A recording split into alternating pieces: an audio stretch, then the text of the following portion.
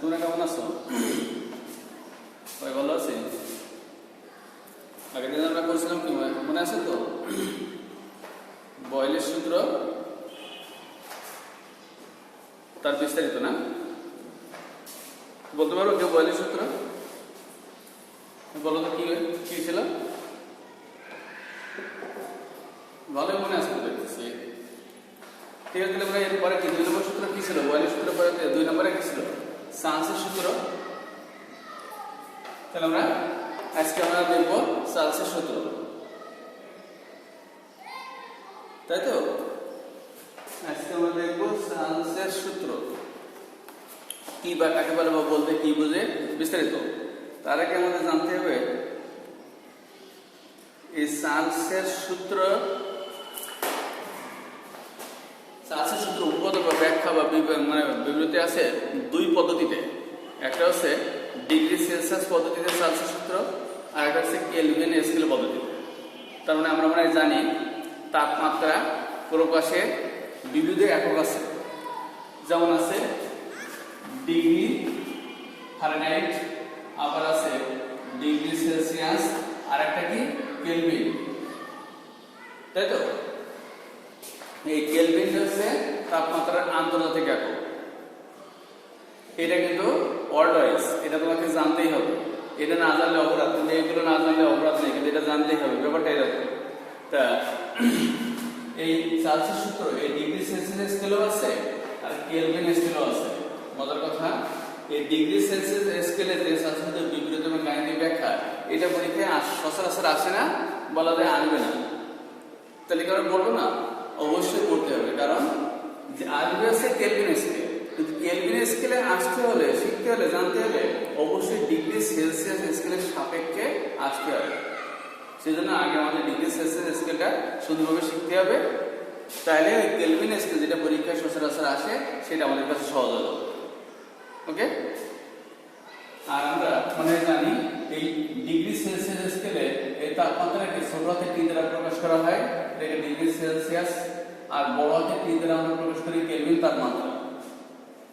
ওকে, দেখি আমরা দেখতে পাচ্ছি ডিগ্রি সেলসিয়াস স্কেলে চার্লসের সূত্র বিবৃতি এবং তার গাণিতিক ব্যাখ্যা। ওকে, তাহলে কোশ্চেন আমরা আমাদের আজকের বিষয় আলোচনার বিষয় আছে এই যে চার্লসের সূত্র। চার্লসের সূত্র কোন স্কেলে? এই ডিগ্রি সেলসিয়াস স্কেলে এই চার্লসের সূত্র বিবৃত ও গাণিতিক ব্যাখ্যা।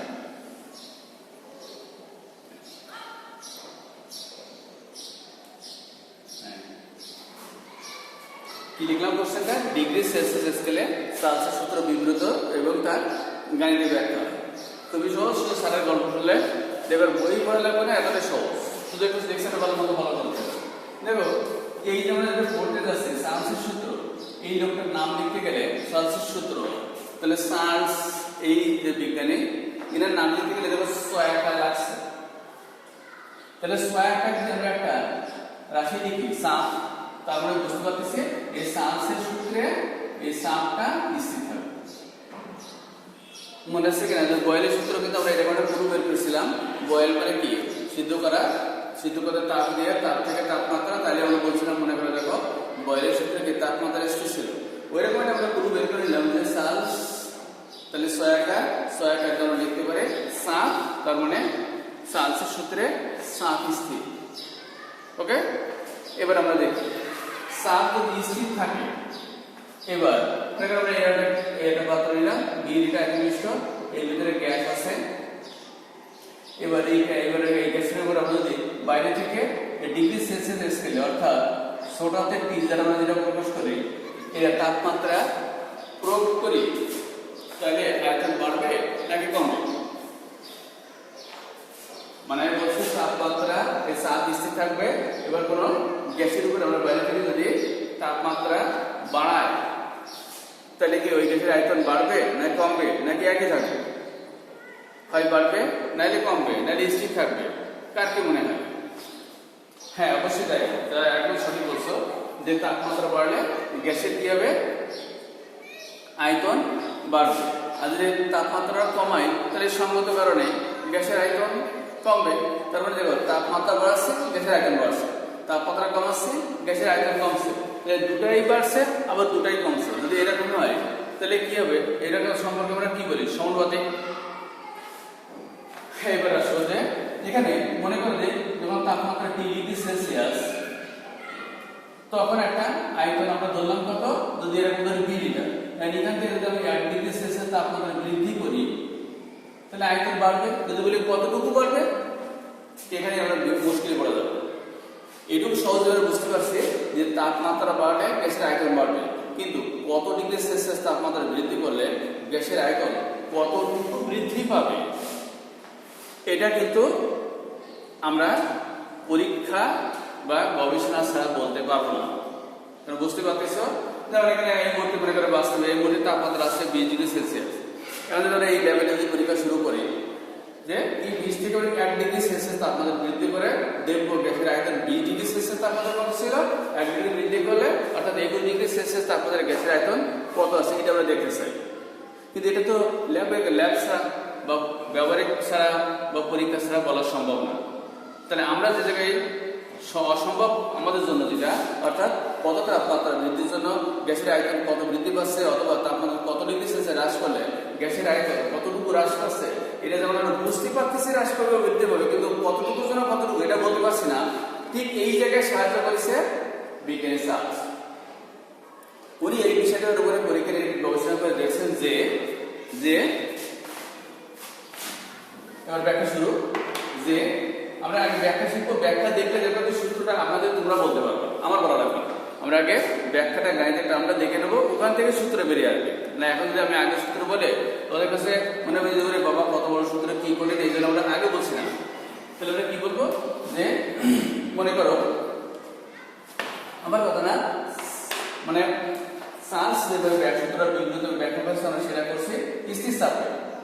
মনে করো 0°C তাপমাত্রায় কোনো গ্যাসের আয়তন V0 লিটার, এটা কিন্তু আমরা ধরে নিচ্ছি, মানে আমি না চার্লস এইভাবে এই গাণিতিক টার্মটা ব্যাখ্যা করছেন। কি ধরে নিলাম স্থিতিস্থাপকে 0°C তাপমাত্রায় কোনো গ্যাসের আয়তন V0 লিটার। এখন তাপমাত্রা যদি আমরা বৃদ্ধি করি তাহলে গ্যাসের আয়তন বৃদ্ধি পাবে, এটুকু বুঝছি। এবার দেখবো আমরা কি, যদি 1°C তাপমাত্রা আমরা বৃদ্ধি করি, এই বৃদ্ধিতে গ্যাসের এই আয়তন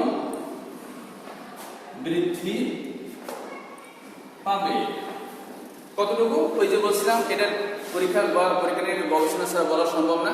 এই যে গবেষণা করছে কে, বিজ্ঞানী চার্লস। তাই ওই চার্লসের আবিষ্কার সত্য বলে আন্তর্জাতিক সংস্থা যে আমাদের যে IUPAC যে আন্তর্জাতিক সংস্থা রয়েছে, ওরা মেনে দিয়েছে, স্বীকৃতি দিয়েছে এই আবিষ্কারটা বা এই গবেষণাটা সঠিক। আমরা সেই সঠিক গবেষণাটাই আমরা এখানে দেখতে যাচ্ছি। কি পরীক্ষাটা করছেন কিভাবে, ধরো 0°C তাপমাত্রা কোনো গ্যাসের আয়তন V0 লিটার, সেখান থেকে কোন জায়গা থেকে যে 0 থেকে আমরা তাপমাত্রা যদি 1°C বৃদ্ধি করি, ওই গ্যাসের আয়তন বৃদ্ধি পাবে 0 তাপমাত্রায় যে আয়তন আছে কত V0 লিটার, V0 এর 1/273 ভাগ।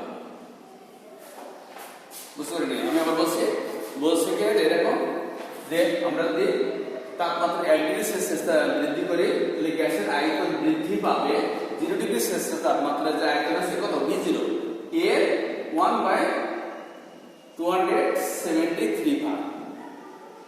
আর আমরা যদি তাপমাত্রা বৃদ্ধি করছি বলে আয়তন বৃদ্ধি পাইছে 1 ডিগ্রি, আমরা যদি তাপমাত্রা 2°C বৃদ্ধি করি তাহলে গ্যাসের আয়তন বৃদ্ধি পাবে কত V0 এর 2/273 ভাগ। বোঝা গেছে ব্যাপারটা কি? এই একইভাবে যদি তাপমাত্রা এই 60°C বৃদ্ধি করি, তাহলে গ্যাসের আয়তন বৃদ্ধি পাবে কত V0 এর 4/273 ভাগ। এটা কিন্তু 60°C তাপমাত্রা বৃদ্ধির জন্য গ্যাসের আয়তন বৃদ্ধি পাচ্ছে, আয়তন হবে তা পাচ্ছে না। কিন্তু এখানে কিন্তু বাংলাটা একটু সিরিয়াসলি খেয়াল করতে হবে যে তাপমাত্রা 4 ডিগ্রি সেলসিয়াস বৃদ্ধি পেলে গ্যাসের আয়তন বৃদ্ধি পাচ্ছে এইটুকু।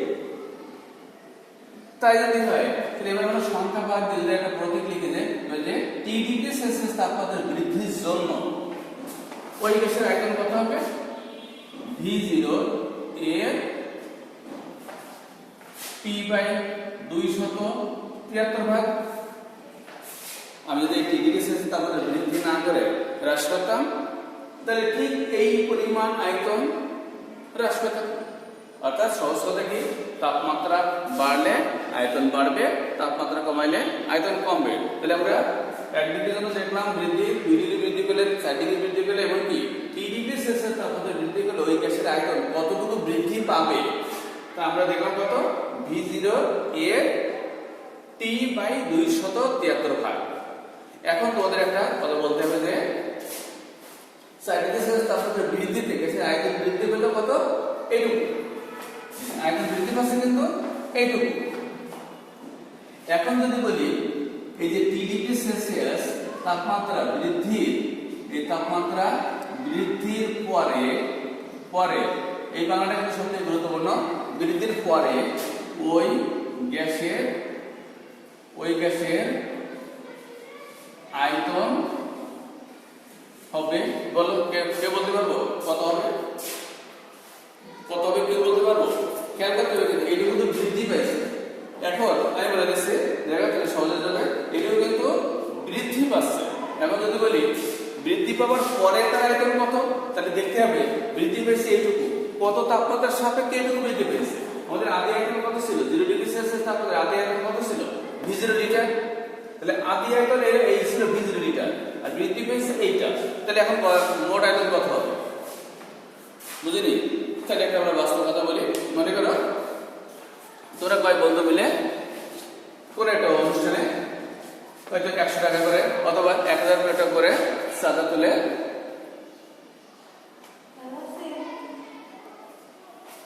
100 টাকা করে বা 1000 করে টাকা তুলে মনে করো 5 বন্ধু মিলে, এই 5 বন্ধু মিলে কি 1000 টাকা করে অথবা ধরো 100 টাকা করে চাঁদা তুললে, তাহলে 5 বন্ধু 100 টাকা করে দিলে কত হলো 500 টাকা।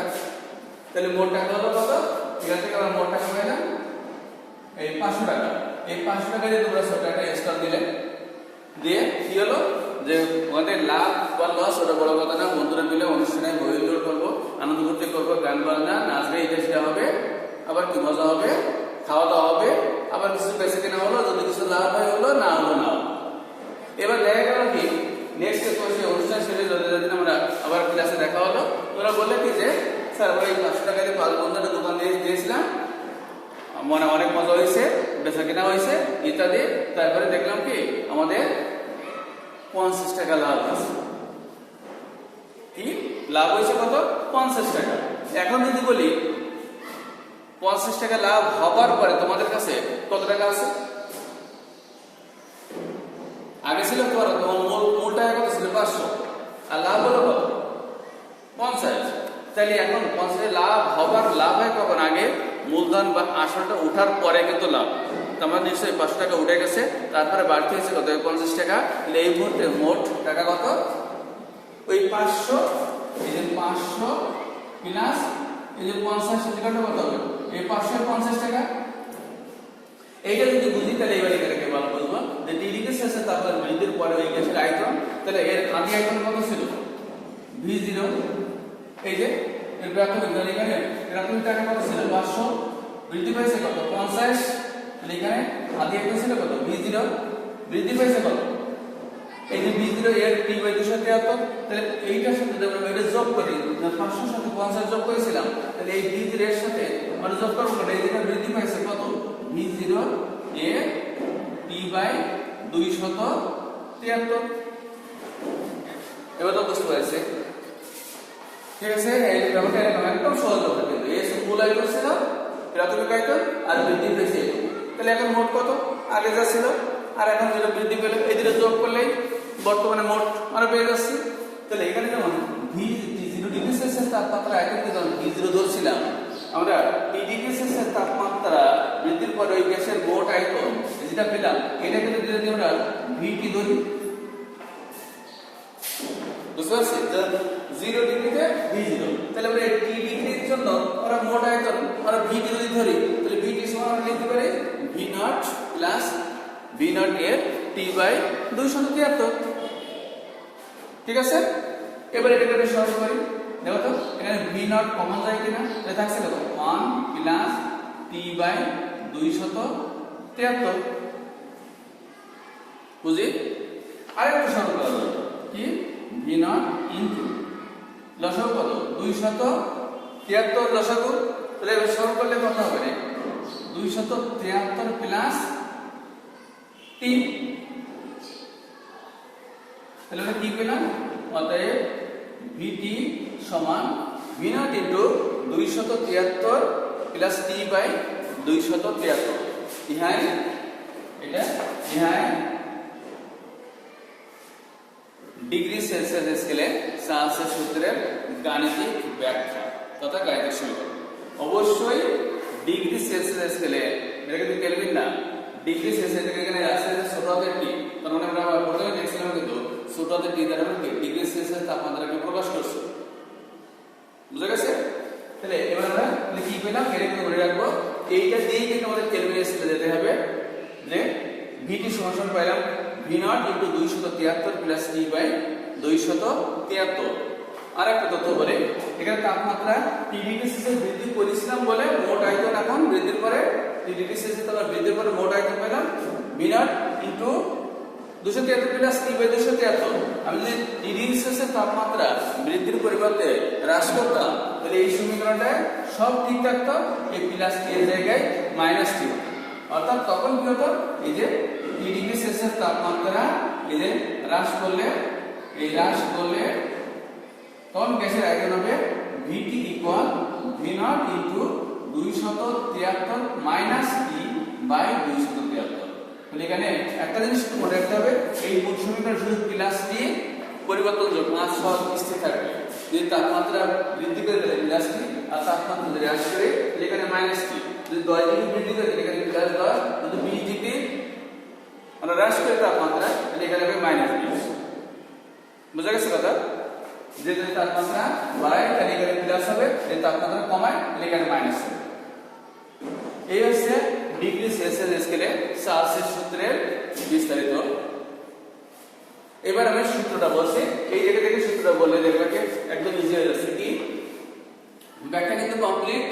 এবার আমরা এই গাণিতিক সম্পর্ক দেখে বা সমীকরণ দেখে আমরা সূত্র বলছি। কি চার্লসের সূত্র সেলসিয়াস স্কেলে এরকম যে স্থির চাপে, এই যে আমরা আগে একদম প্রথমে লিখে রাখছিলাম কিন্তু স্থির চাপে নির্দিষ্ট ভরের, আগে কিন্তু বলেছিলাম বয়লের সূত্র পড়ার সময় যে ভর কিন্তু একটা মৌলিক রাশি, তার কিন্তু কোনো পরিবর্তন হয় না। তাহলে আমরা কি করবো, স্থির চাপে নির্দিষ্ট ভরের কোন গ্যাসের তাপমাত্রা আমরা যদি প্রতি ডিগ্রি সেলসিয়াস, প্রতি ডিগ্রি মানে কি 1 ডিগ্রি বৃদ্ধি অথবা হ্রাস করি, এখানে বৃদ্ধি লিখছি, হ্রাস করলে একই কারণ আমরা তো ব্যাখ্যার মধ্যে দেখলাম বৃদ্ধি অথবা হ্রাস করি, তাহলে ওই গ্যাসের আয়তন যথাক্রমে বৃদ্ধি অথবা হ্রাস পাবে 0 ডিগ্রি সেলসিয়াস তাপমাত্রার আয়তন এর 1/273 ভাগ।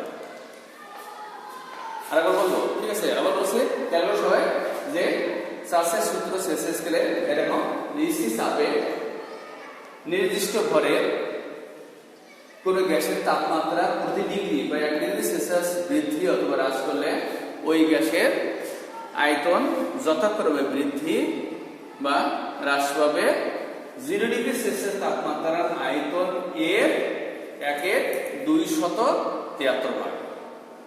ঠিক আছে? বুঝতে পারছি সবাই? হ্যাঁ, যদি বুঝতে পারি তাহলে এই আছে চার্লসের সূত্র সেলসিয়াস স্কেলে বিস্তারিত। এটা কিন্তু আমি আবার বলছি, এটা সচরাচর রেখে আসে না, কিন্তু এইটা ভালো মতো আমরা বুঝছি, তাহলে এইটা দিয়ে আমরা নেক্সট ক্লাস অর্থাৎ কেলভিন স্কেল সূত্র সহজেই বুঝতে পারবো। এইটার অ্যাপ্লিকেশনের মাধ্যমে ওইখানে আমাদের পৌঁছাতে হবে। আর তারপরে এই এটাতে আসে না, তারপরে এটাতে আসবে, এটা ব্যাপারটা কিন্তু তা না, আসতেও পারে। সেজন্য তোমাদেরকে সুন্দর করে দেখানোর চেষ্টা করা হয়েছে, আশা করি বুঝছে। তারপরে যদি কোনো সমস্যা মনে হয় পড়তে গিয়ে, বুঝতে গিয়ে বা লিখতে গিয়ে স্যারের সাথে অনলাইনে যোগাযোগ করলে, যে কোনো সময় যোগাযোগ করবে, আমি নেটে থাকলে অবশ্যই তোমাদেরকে সাহায্য করবো। ঠিক আছে? সবাই ভালো থাকি, সবাইকে ধন্যবাদ।